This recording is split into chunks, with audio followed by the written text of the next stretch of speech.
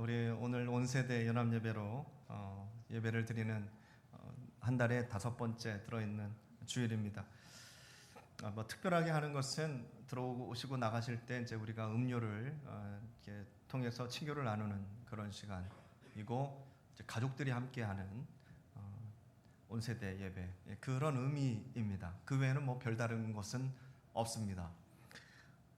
사실 가족들과 함께 예배를 드린다는 게 의미가 있는 것이죠. 근데 그것은 우리 성도님들께서 영적인 욕심을 가지고 계셔야 함께 만들어지는 겁니다. 그렇지 않으면 매번 예배에 똑같은 거예요. 제목만 바뀌었지 그냥 늘상 드리는 예배와 별반 다를 게 없을 겁니다. 우리 성도님들이 그래서 그렇게 거룩한 욕심을 가져주시고, 우리 아기가 울으면 어쩌나, 중간에 화장실 가져오면 어떠나, 뭐 이런 걱정 붙들어 매시고, 뭐 그러면 왔다 갔다 하시면 되죠. 뭐 그냥 오늘 같은 날은 그냥 좀 주님 앞에서 저희 가족들 다 모였습니다, 하나님 하고 하나님 앞에 나아가는 또 그러한 기회의 시간입니다. 그런 의미에서 우리 함께 전후좌우로 돌려보면서 인사하시겠습니다. 어떤 가족들이 함께 오셨는지 확인도 하시면서 한번 인사합니다. 반갑습니다. 잘 오셨습니다. 예, 반갑습니다. 우리 성도님들, 우리 아이들, 가족들이 이제 학생들이 앞에 나와 있어가지고 부모님들과 같이 딱 앉아 있지는 않은데, 그래도 우리 아이들이 함께 예배드린다는 게 정말 의미가 있습니다. 5주만 할 게 아니라 이렇게 내년에는 매달 맨 마지막 주에 한 번씩 하는 것도 의미가 있을 것 같습니다. 오후에 일정이 없으니까 오늘 온세대 연합 예배는 식사만 하고 오후에 프로그램이 없거든요. 예배가 없고요. 그러니까 우리 성도님들 이제 자유롭게 가족들하고 시간을 보내실 텐데, 그런 시간이 주어지니까 각 부서에서 행사를 많이 잡더라고요. 그래서 청년부도 그렇고 오늘 아동부도 그렇고 각 부서에서 행사를 갖고 모임을 하기로 했습니다. 여하튼 뭐 필요에 따라서 이렇게도 저렇게도 변할 수 있는 우리 한박교회가 될 수 있기를 바랍니다. 아멘. 우리 학생들이 이렇게 앞에 이렇게 앉아 있는데 너무 보기가 좋고요. 감사합니다. 이렇게 1시간 앉아 있기도 굉장히 힘들 텐데 제가 그 마음 알아요. 제가 여러분 나이 때 똑같이 그렇게 앉아서 예배를 드렸거든요. 목사님 모르겠지? 아니요, 알고 있어요. 어떤 마음인지 알고 있어요. 다만 제가 지금 드릴 수 있는 말씀은, 나중에 지금의 시간이 분명히 생각날 거예요. 그때 목사님이 뭐라고 얘기했는지도 모르겠고, 그때가 몇 월 며칠이었는지도 모르겠지만, 어른들하고 같이 앉아서 딱딱한 예배를 드리는 그 순간이 정말 나에게는 너무 귀한 시간이었다. 친구들과 조곤조곤 떠들면서 드렸던 그 예배 한 시간이 내 인생에는 너무 귀중한 시간이었다. 나중에는 그렇게 고백할 거예요. 특히 우리 청소년들, 청년들, 너무 귀한 생명들인데 이 시간 함께 하는 것 자체가 우리에게는 의미가 있고 하나님도 기뻐하실 줄 믿습니다. 아멘. 온세대 연합예배라고 해서 뭐 크게 뭐 다를 건 없다고 하지만, 그래도 저는 준비한 게 있습니다. 저도 준비를 하는데요. 저는 뭐를 준비하냐면, 오늘만큼은 설교를 쉽게 해야 된다는 강박입니다. 설교 준비를 해야 되는데 오늘만큼은 설교를 쉽게 해야 된다. 이런 생각이 막 머리에 있으니까요, 설교 준비가 되진 않아요. 우리 아이들의 눈높이에서 설교를 해야 되는데 그게 그렇게 쉽지 않습니다. 굉장히 어려운 일입니다. 아무도 안 알아주시겠지만 여튼 그래도 몇 분이라도 좀 알아주셨으면 좋겠어요. 참 이게 쉽지 않아요. 그리고 오늘 또 특별하게 오늘 준비한 게 하나가 더 있는데요. 그것은 지난 우리 부활주일 때 오후 식사하고 오후 예배를 통해서 작은 음악회를 했거든요. 근데 작은 음악회를 하면서 중간중간에 행운권 추첨을 했어요. 근데 우리가 행운권 추첨은 보통 이렇게 손을 집어넣어서 번호를 뽑지 않습니까? 그런데 모든 부정을 없애기 위해서 컴퓨터로 그냥 완전히 아무 비리가 없이 거의 완벽하게 뽑은 번호를 통해서 선물을 나눠드렸는데요. 혹시 기억이 나시는지 모르겠네요. 안 보신 분 계시죠? 그때 한번 제가 보니까 한 반절 이상은 그때 안 계신 것 같은데 어떻게 했는지 한번 준비되셨으면 보여주실까요? 네, 이렇게 했습니다. 우리가 한 게 아니라 컴퓨터가 했어요. 어떻게 진행되는지 한번 보실래요?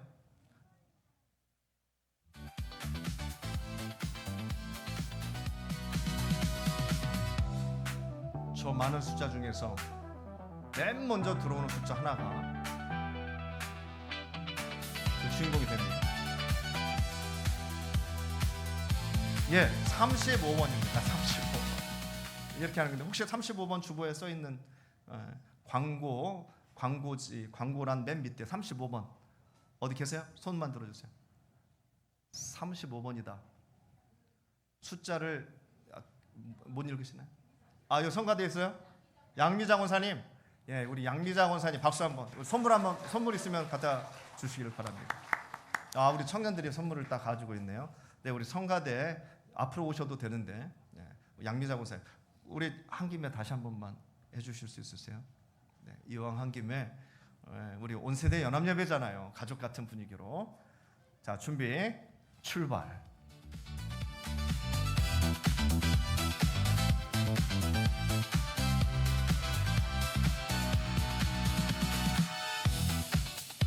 자, 이번엔 좀 새가족들과 우리 학생들이 좀 되었으면 좋겠는데요.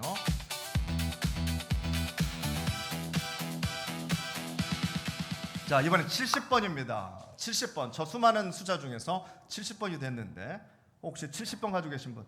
네, 우리 가운데, 예, 우리 오영선 집사님. 축하드립니다. 축하드립니다. 우리 학생들 될 때까지 한 번만 더 할 수 있어요. 마지막 한 번. 저는 우리 학생들을 사랑하기 때문에, 네, 우리 정말 우리 학생들이 좀 됐으면 좋겠는데, 준비 하시고 출발해 주세요. 우리 학생들 주보 다 있으세요?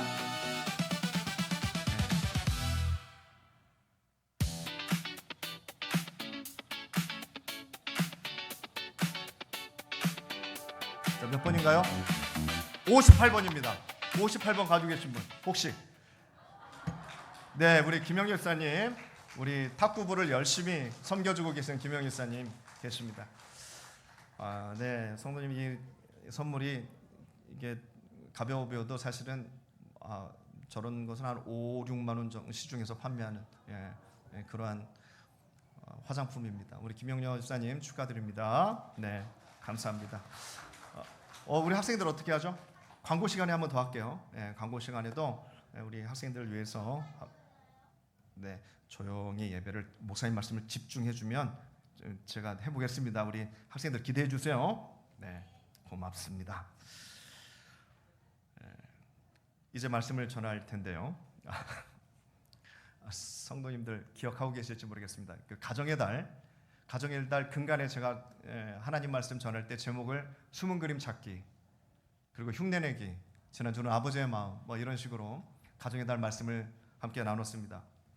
몇 분의 성도님들은 정말 그 말씀을 가슴에 담고 삶에 적용해 보려고 굉장히 노력을 하셨다는 것을 저에게 전해 주셨습니다. 그럴 때면은 보람이 있습니다. 설교할 맛이 나죠.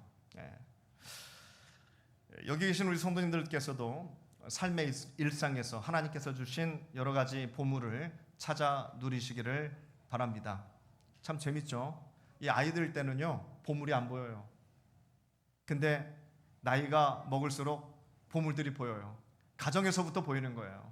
가정에서 꼭 산으로 가야, 바다로 가야 보이는 게 아니라, 이 아이들은 못 봐요. 어린아이의 눈으로, 어린아이의 마음으로 보니까 하나님의 보물이 잘 안 보여요. 그런데 철이 드니까, 시간이 지나니까 이 하나하나가 다 보물이라는 것을 나중에 알게 되죠. 그 외에도 하나님께서는 수많은 보물을 주셨어요. 그걸 찾으셔야 돼요. 그냥 흘려보내지 마시고 찾으셔요. 그리고 또 하나, 흉내라도 내라고 말씀을 드렸습니다. 진심이 아니더라도, 우리 학생들, 특히 학생들이 사랑합니다 얘기하는 것은 대부분 거짓말이죠. 그럼에도 불구하고 매일매일이 5월 8일인 것처럼, 매일매일이 성탄절인 것처럼 사랑합니다, 고맙습니다, 축복, 이런 말들을 우리 학생들도 자녀들도 많이 하면 할수록 그 삶의 질이 달라지고 삶의 열매가 달라집니다. 그러니까 성도님들 부탁드리는 것은 내 마음이 아니더라도, 진짜 내 마음이 아니더라도 뭐라도 한번 해보자고요. 흉내라도 한번 내보자고요. 흉내라도 내서 그 결과를, 좋은 결과를 누리시는 우리 성도님들 되시기를 바라는 말씀에서 그런 말씀을 드렸습니다. 잘 되시는지 모르겠어요. 흉내내기가 교회에서 그걸 배우는 건데, 옛날 이야기 하나 말씀드리겠습니다. 옛날에 한 임금이 시골로 행차를 하는데요. 많은 사람들이 그 임금의 얼굴을 보려고 지나간다고 하는 그 마을로 모여들었습니다. 마침 그 소식을 들은 늙은 어머니가 아들에게 이야기합니다. 아들아, 나도 임금님 얼굴 한 번만 보고 싶다. 그러니까 그 효자 아들이 어머니를 업고 70리를 걸어서 마을에 도착했습니다. 시간이 딱 맞게 도착을 했는데 사람들이 너무 많아가지고 임금님의 얼굴을 볼 수 없으니까 아들이 엎드렸어요. 아이들이 철퍼덕 땅바닥에 엎드리고 그 등에 어머니가 올라가셔가지고 임금님의 얼굴을 딱 봅니다. 그러니까 임금님께서 빼쪽이 올라온 그 늙은 어머니 할머니의 얼굴을 보고 유심히 쳐다보니까 한 남자가 땅바닥에 엎드려 있고 그 위에 어머니가 올라서 있고 그런 거예요. 그러니까 임금님이 지나가다가 아들에게 묻습니다. 너는 왜 그렇게 엎드려 있느냐? 그러니까 저는 이분의 아들이다. 이제 알죠. 이제 아들이다 하니까 말이 되는 거죠. 저는 이분의 아들입니다. 저희 어머니가 임금님 얼굴을 보고 싶어 해가지고 모셔왔는데 사람들이 많아서 안 보인다고 하니까 제가 이렇게 엎드렸습니다. 그러니까 임금님이 말합니다. 참으로 효자로구나. 정말 효자로구나. 하면서 그 자리에서 그 효자 아들에게 상을 후하게 내려주었습니다. 자, 이 소문이 퍼졌습니다. 이 소문이 쫙 퍼졌는데요. 다른 마을에 불효자로 소문난 아들이 있었습니다. 이 불효자로 소문난 아들도 상을 받고 싶어가지고 어머니를 들쳐업고 어머니 무조건 업으시오. 이 어머니를 들쳐업고 빨리 달려갑니다. 임금님이 계신 곳으로. 임금님 계신 곳에서 똑같이 소문 그대로 똑같이 엎드려가지고 어머니를 등에 태웠어요. 임금님이 이 모습을 보았습니다.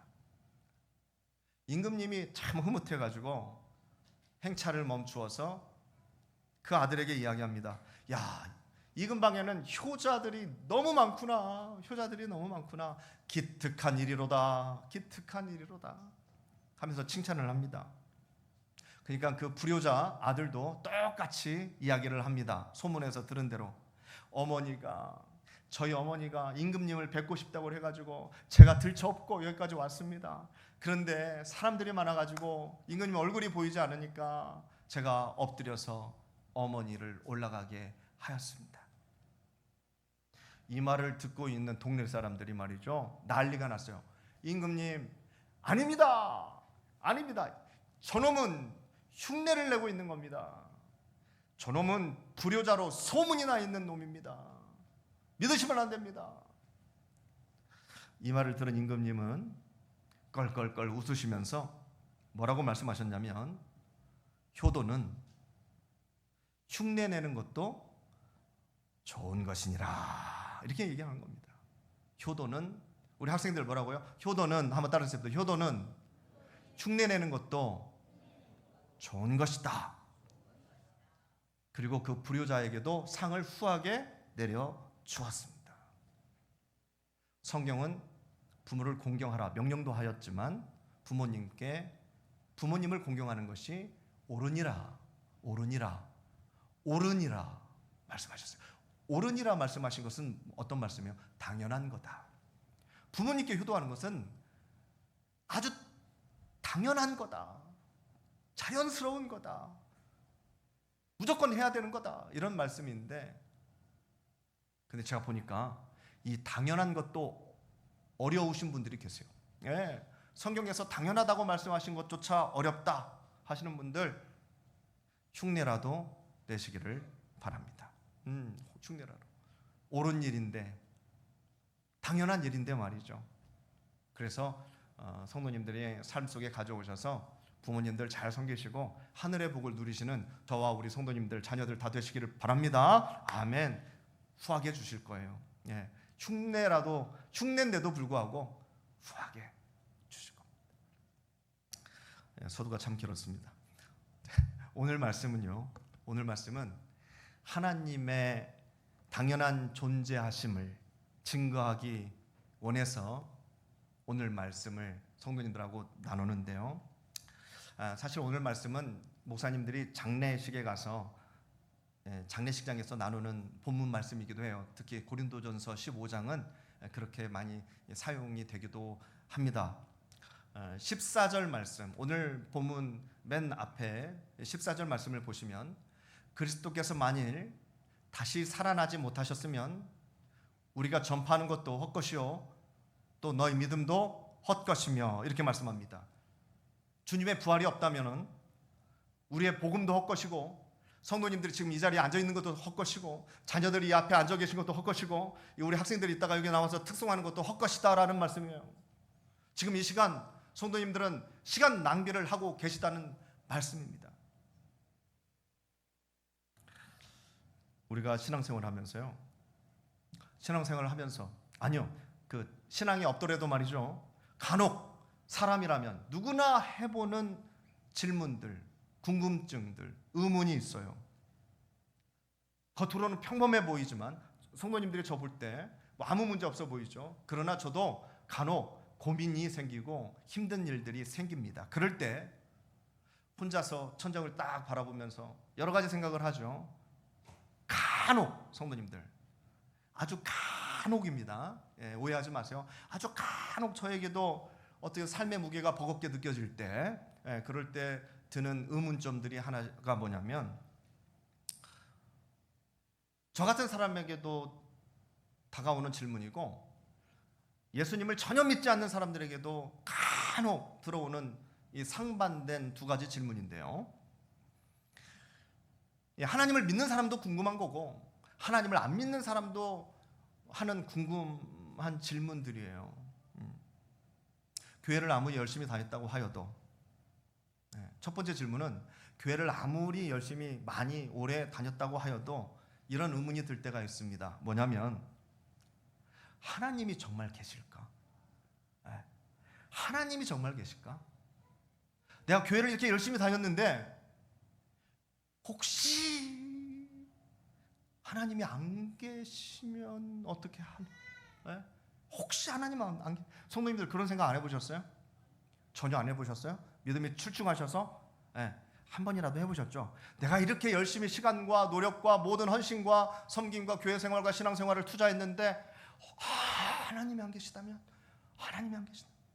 내 교회 다닌 게 몇 년인데 말이죠. 땀 흘려서 사역한 게 얼만데 나중에 주님께서 보상해 주신다고 하니까 천국에서 다 보상해 주신다고 하니까 그것 믿고 내가 참고 또 참고 참아왔는데 말이죠. 여지껏 어떻게 살아왔는데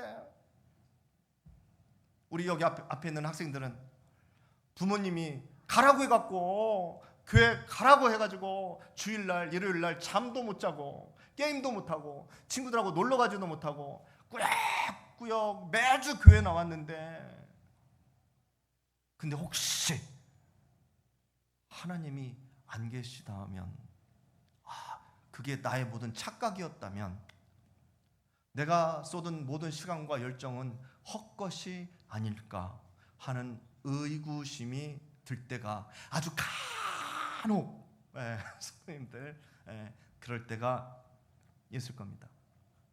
내가 딱 죽었는데 말이죠. 열심히 살다 딱 죽었는데 하나님 안 계시면 어떻게 합니까? 진짜로 억울하겠죠.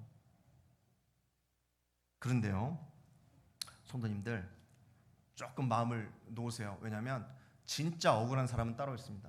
진짜 억울한 사람은 저 같은 사람이에요. 성도님들보다 저 같은 사람이에요. 모태신앙으로 태어나서 주일 한번 제대로 쉬어보지도 못하고 놀아보지도 못하고 친구들하고 주일날 일요일날 어디 막 놀러 다니지도 못하고 나름대로 그렇게 또 열심히 살았는데 산다고 신앙적으로 믿음 가지고 그런데 정말로 아무것도 없다면은 죽어보니까 아무것도 없더라 하면은 얼마나 허망하겠습니까? 제가 더 허망할 거예요, 성도님들보다. 저를 보시고 위로를 받으시고요. 그런데 성도님들 정말 궁금하지 않겠습니까? 궁금하죠? 정말 하나님이 계실까? 우리 학생들 궁금하지 않아요? 정말 하나님 계실까? 정말 하나님이 안 계시면 어떻겠까? 이런 생각 안 들어요? 우리 어른들도 가끔은 믿음이 떨어질 때, 은혜가 떨어질 때 그런 의문이 들기도 해요. 아주 가끔이지만. 그런데 성도님 더 중요한 게 있어요. 더 중요한 건 뭐냐면 반대로 또 하나의 질문이죠. 교회 다니지 않는 사람들도 간혹 궁금증이 생깁니다. 교회 다니지 않는 사람들도 그동안 하나님이 없다고 생각하고 자기 마음대로 막 흥청망청 자기가 하고 싶은 대로 열심히 살았단 말이에요. 약한 사람들 때리고, 약한 사람들 골려먹고, 속이고, 사기치고, 왕따시키고, 내가 하고 싶은 대로 막 살았단 말이죠. 뭐 어때? 인생 한 번뿐인데, 죽으면 그만인데 하고 막 살았단 말이죠. 그런데 어느 날 문득, 정말 어느 날 문득 생각이 딱 드는 겁니다. 하나님이 없다면 다행이겠지만, 하나님이 없다면 다행이겠지만, 만약 하나님이 정말로 계시면 어떡하지? 교회 안 다니는 사람들이, 세상 사람들이 말이죠, 정말로 혹시 하나님이 계시다면, 우리 학생들 정말 혹시 하나님이 계시다면 어떻게 할 거야? 이런 생각들이 세상 사람들도 아주 간혹 한다는 얘기죠.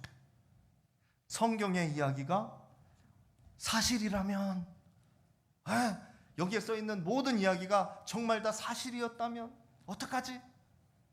죽음 이후에 그냥 끝나는 게 아니라 우리 죽음 이후에 심판이 기다리고 있다면 어떡하지? 그럼 나 지옥 갈 텐데, 나 지옥 가면 어떡하지?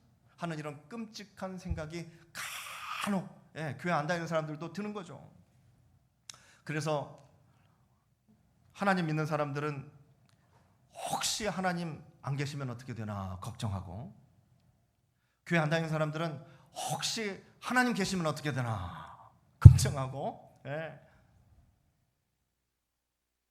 하나님 계시다면 천국이 있을 거고 지옥이 있을 텐데, 그럼 나는 천국에 갈 것인가 지옥에 갈 것인가, 이것도 걱정이죠. 성도님들, 이 걱정이 수반되는 질문들, 이 걱정, 성도님들 정말 예전에도 우리만 하는 게 아니라 예전에도 이런 걱정이 있었어요. 그래서 우리 학생들 들어봤는지 모르겠네요. 파스칼이라는 수학자이면서 철학자가 있어요. 팡세라는 유명한 책을 썼는데, 그 책을 저도 정말로 정말 젊었을 때 읽어봤습니다. 옛날에 뭐 인간은 생각하는 갈대다, 이런 유명한 구절도 그 책에 들어 있죠. 그 책에서는 신의 존재를 이렇게 설명합니다. 신이 정말로 존재하는지 아닌지, 하나님이 정말 계신지 안 계신지, 이것을 이성적으로 논리적으로 증명할 수가 없다면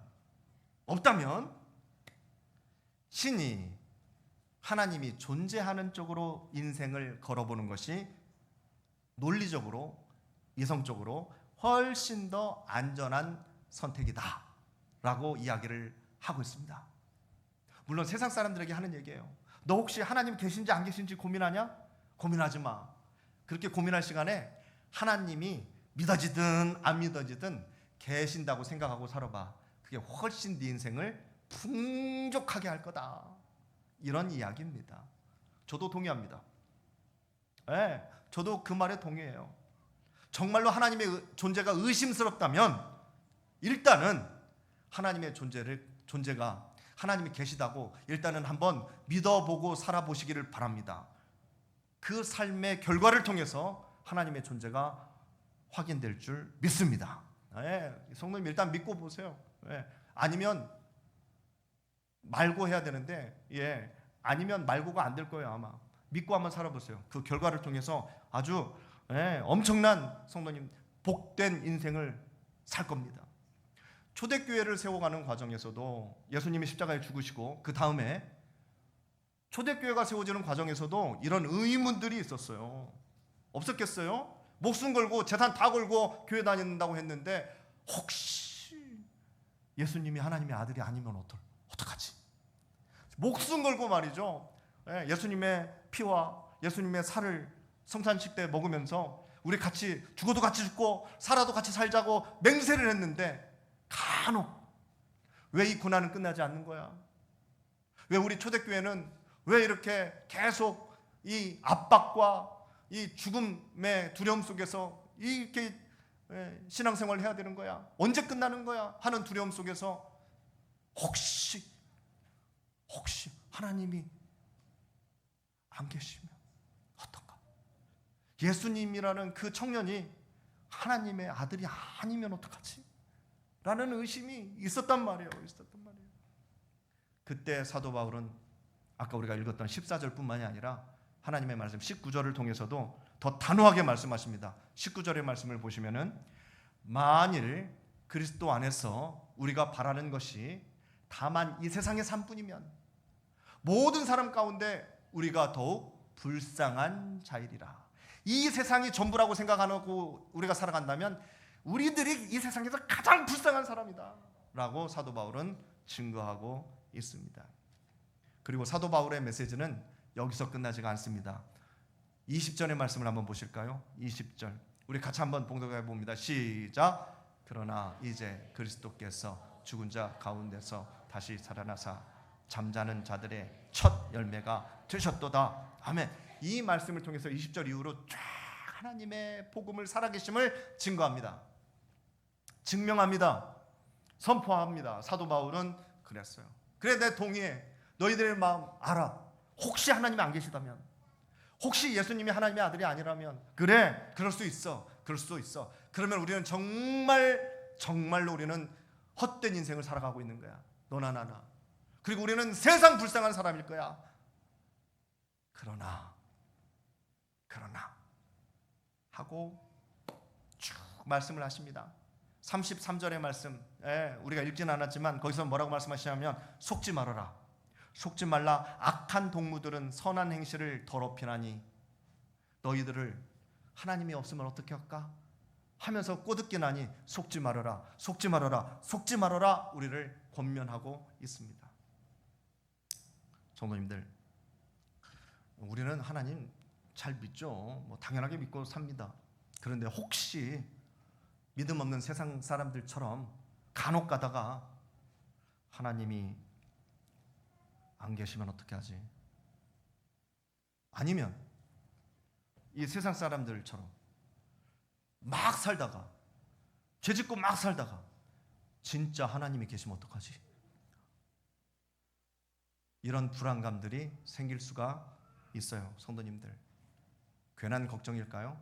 아니요. 성도님들, 이제 말씀 정리하겠습니다. 잘 생각해 보세요. 세상 사람들도 불안해합니다. 하나님 계시면 어떡하지? 성경 말씀이 진짜면 어떻게 하지? 걱정합니다. 성도님들, 왜 그런 걱정을 하겠습니까?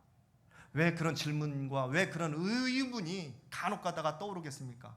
하나님께서 세상을 창조하시고 인간을 창조하실 때 집어넣어 주셨던 하나님의 DNA가, 하나님의 형상이 내 마음 속에 있는, 내 영혼 속에 있는 하나님의 그 놀라운 하나님의 함께 하심과 하나님의 속성이 말이죠, 꿈틀거리고 있는 거 아니겠어요? 꿈틀거리는 거 아니겠어요? 그 꿈틀거림이 의구심으로 나오는 거예요. 하나님 계시면 어떡하지? 진짜 하나님 계시면 어떻게 하지? 성경 말씀이 진짜면 어떻게 하지? 죽은 다음에 천국과 지옥이 있으면 어떻게 하지? 이런 의문들이 들게 하는 거예요. 왜? 우리는 하나님께서 창조하신 그런 족속들이니까 당연히 생각이 날 수밖에 없단 말이죠, 성도님들. 그게 강력한 증거입니다. 하나님께서 살아 계신다는, 존재하신다는 가장 큰 이유 중에 하나가 바로 그거예요. 가만히 있어도 우리는 그냥 살다 그냥 죽을 수 없는 존재구나 라는 것들이 깨달아지게 돼요. 사랑하는 성도님들, 혹시 하나님 안 계실까 봐 불안하세요? 걱정하지 마세요. 성도님들 그동안 했던 사역과 성도님들의 섬김 자체가 내 안에서 살아계셔서 역사하시는 하나님이 계셔야만 할 수 있는 것들이에요. 하나님을 아버지 한번 부르는 것도 쉽지 않아요. 내 안에 하나님 안 계시면 그게 안 돼요.